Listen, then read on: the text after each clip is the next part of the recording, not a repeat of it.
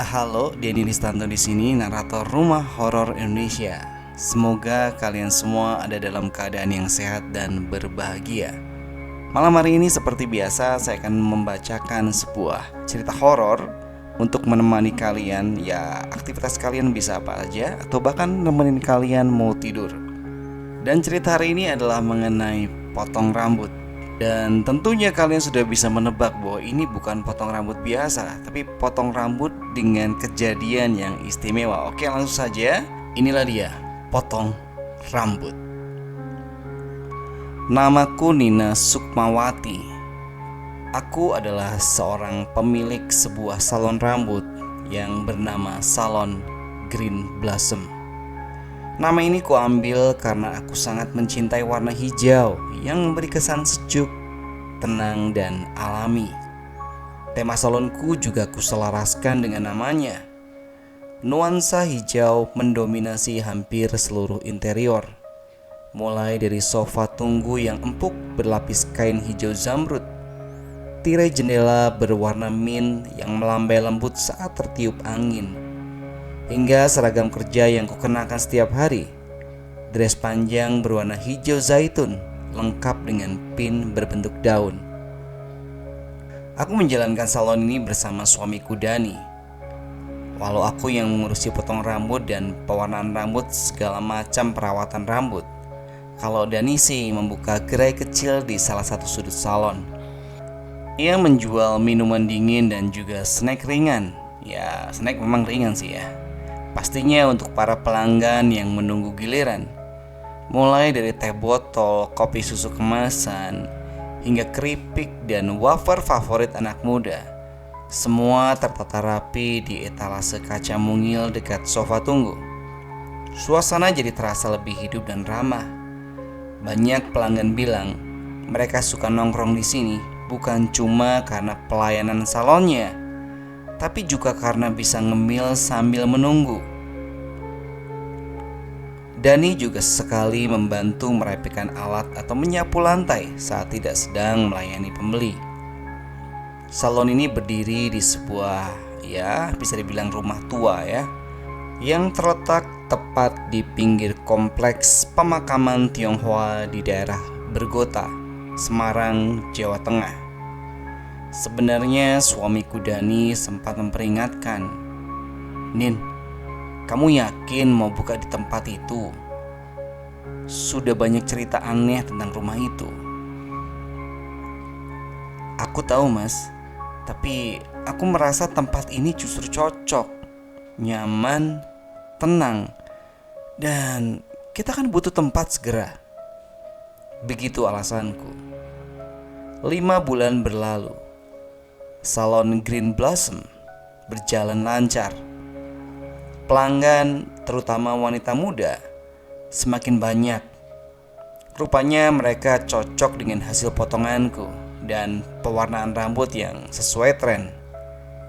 Tapi semua berubah pada suatu malam, tepatnya 3 hari sebelum tahun baru Imlek. Hari itu hujan mengguyur sejak sore. Udara lembab dan dingin menempel di dinding. Bau khas tanah basah bercampur dengan aroma produk rambut memenuhi ruang tunggu. Jam menunjukkan pukul 20.30.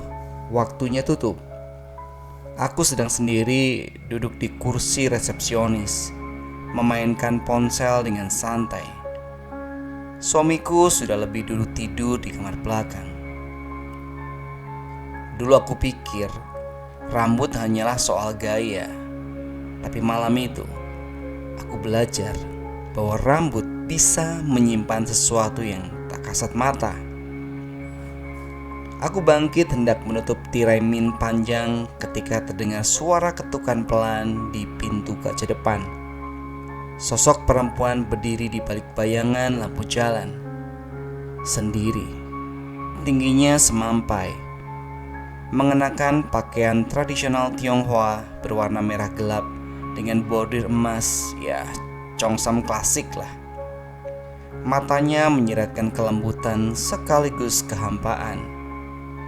"Malam bu, bisa potong rambut sekarang kan?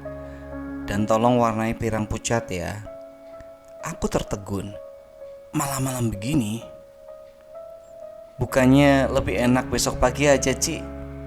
Pewarnaan rambut kan butuh waktu. Dia hanya tersenyum samar. Bu, saya harus terlihat cantik malam ini. Tolong ya, hanya ini kesempatan saya. Ada sesuatu dari ucapannya yang membuatku tak tega menolak. Aku pun mempersilahkan masuk. Saat ia duduk, gaunnya menyapu lantai dengan anggun. Tangannya dingin saat menyentuh kursi. Rambutnya hitam lurus, tapi ada aroma seperti dupa. Aneh.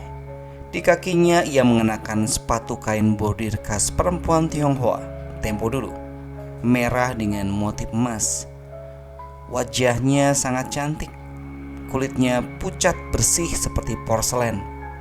Matanya sipit namun menarik, khas gadis Tionghoa zaman dulu. Tapi ada aura sunyi yang membeku di balik senyumannya. Aku mulai mencuci rambutnya. Sentuhan air hangat membuat bau dupa makin terasa. Aku merasa aneh dan ingin berhenti. Namun dalam pantulan cermin, aku bisa melihat matanya berubah. Warna hitam yang tenang itu mendadak menyala merah menyilaukan. Sekilas seperti api kecil yang menari di dalam bola matanya. Aku tahu seharusnya berhenti, tapi tanganku bergerak sendiri, seperti ada sesuatu yang mengendalikanku. Pelan-pelan aku melirik cermin, dan saat itu mataku bertemu dengan pantulannya. Matanya tetap menyala merah. Suasana menjadi dingin. Napasku tercekat. Bau bunga kenanga mendadak muncul dari arah tak jelas. Bu Nina, gak usah takut. Saya cuma ingin terlihat cantik untuk malam ini. Aku menahan ludah. Seluruh tubuhku gemetar, tapi kakiku tak bisa bergerak. Ingin rasanya kabur atau membangunkan Dani, tapi seperti ada yang menahanku. Dengan tangan gemetar, aku melanjutkan memotong dan mewarnai rambutnya. Proses berjalan dalam keheningan. Hanya suara alat pengering dan detak jantungku yang terdengar. Kulit tangannya sangat dingin. Setiap helai rambutnya seperti hidup, berdesir pelan saat tersentuh sisir. 2 jam berlalu. Selesai. Dia tampak semakin cantik, dengan rambut pirang pucat yang mengkilat terang di bawah lampu neon salon. Makasih Bu Nina. Dia mengeluarkan sesuatu dari balik lengan congsamnya. Bukan dompet, tapi selembar uang kertas kuno dari tahun 1950-an. Kusut tapi masih utuh. Warnanya pudar kemerahan dan bergambar wajah Soekarno. Tanganku gemetar saat menerima. Tanpa sepatah kata pun ia melangkah keluar, mengenakan sepatu bordir kain yang nyaris tak bersuara saat bersentuhan dengan tanah. Aku memerhatikan langkahnya. Ya normal, tapi tubuhnya seolah mengambang ringan. Aku terguncang, bergegas ke kamar, membangunkan Dani. Dengan suara bergetar, kuceritakan semuanya. Dia makhluk halus, Mas. Aku yakin. Kami segera keluar menelusuri jalan gelap dan basah. Sosok perempuan itu berjalan tenang menuju komplek pemakaman Cina yang gelap dan penuh kabut, dan akhirnya lenyap di balik kabut. Aku merinding. Malam itu aku benar-benar telah menyentuh dunia lain. Seminggu setelah kejadian itu, aku mulai merasa hawa aneh kembali menyelimuti salon.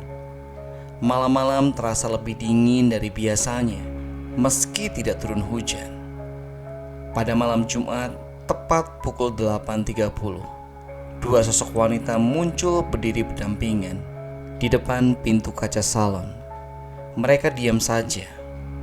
Anehnya, Mereka mengenakan pakaian tradisional Tionghoa serba putih yang tampak berkibar halus tertiup angin.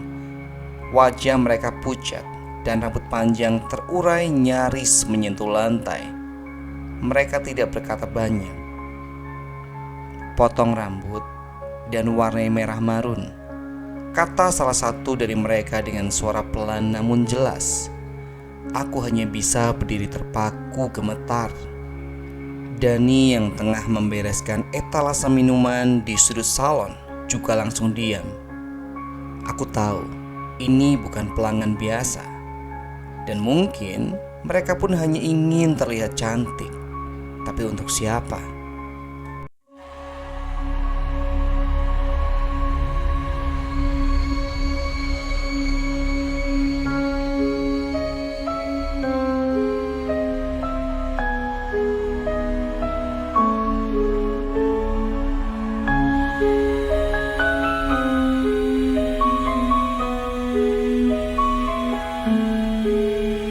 Ada bisik di tengah malam, cerita tentang gelapnya dunia. Tangis sunyi,